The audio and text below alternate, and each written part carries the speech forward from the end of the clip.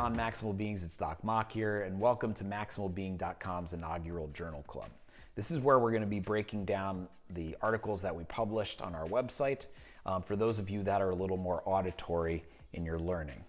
If you want to read any of these full articles, just head on over to MaximalBeing.com/learn to read the full blog post. And this one in particular is very relevant in our present history, given the healthcare landscape. We're going to be discussing anxiety and 6 ways that you can manage your stress when stuff is hitting the fan. This article is written by my sister, Ellie Mock, who is a licensed mental health therapist, and she gains a lot of insight into mindfulness practice and the implications that can have on anxiety. If you want to learn more or read the full article, head on over to MaximalBeing.com/learn and click the link below.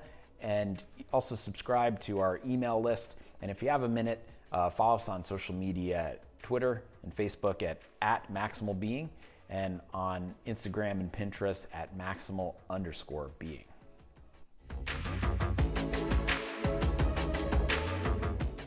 So as healthcare providers at MaximalBeing.com, we realize that many of you may be anxious at home because of the present healthcare environment.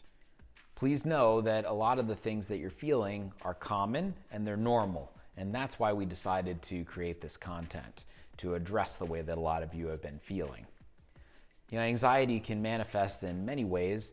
Some people are aware of the anxiety, but in others it may be more what we call somatic symptoms, things that you feel that may feel like other healthcare conditions. And such things include chest pain or problems breathing. You may develop GI distress or even vomiting. And for some people, it's sleep disturbances, and you may be yelling at your family a little bit more. Just know that although these can be manifestations of organic diseases, and we do recommend, if you are concerned, to seek the help of a healthcare provider, that some of these just may be a manifestation of your anxiety. Putting a name to it and realizing this may help these symptoms in and of themselves to go away.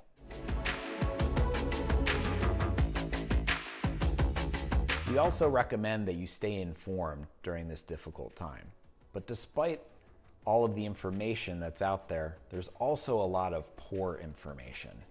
And so being able to filter the useful sources of information, like the CDC, for instance, versus somebody's misinformation on social media is an important thing to be able to identify. And another issue with a lot of the information is the volume. You're inundated constantly with emails from every single list that you've subscribed from about this condition. And so it's important to know when to turn things off, which brings me to our next point.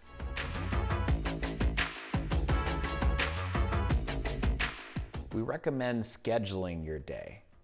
So a lot of you are probably used to getting up and going to a place of work, or God forbid you've lost your employment and you've lost direction in your day. Even though you may be working at home, it's important to schedule your time. Components that you'll want to include are easy things like brushing your teeth, doing the laundry, eating breakfast, but you also want to build in things that are useful for your mental health.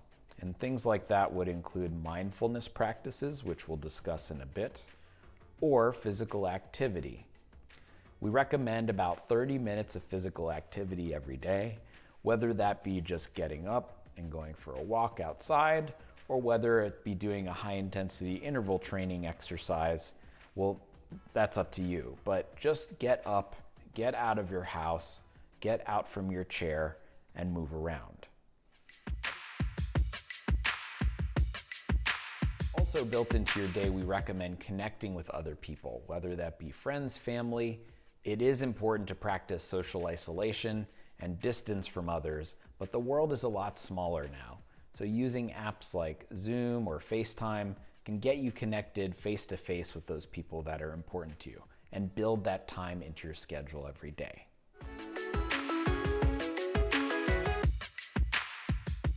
In terms of mindfulness practices, a lot of you may be resistant to this concept. a lot of TV and movies paint mindfulness and meditation as requiring a certain landscape in your home or your office, and is practiced by a certain type of person, which is looked down upon in a lot of these venues.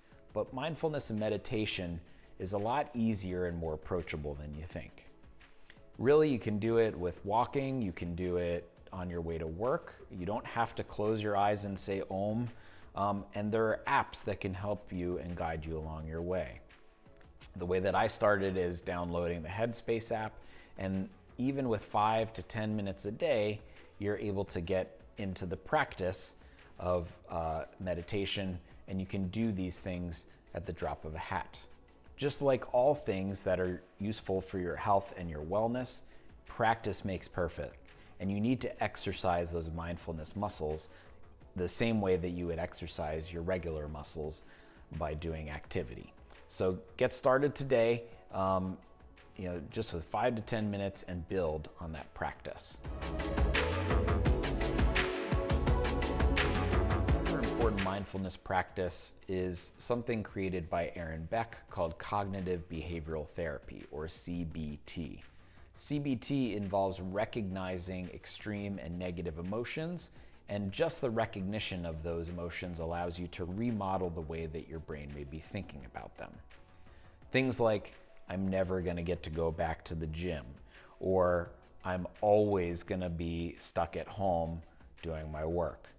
Saying always and never and recognizing those extreme emotions will help you to entangle them inside of your brain and synthesize the information that you're trying to get across. So practice CBT at home.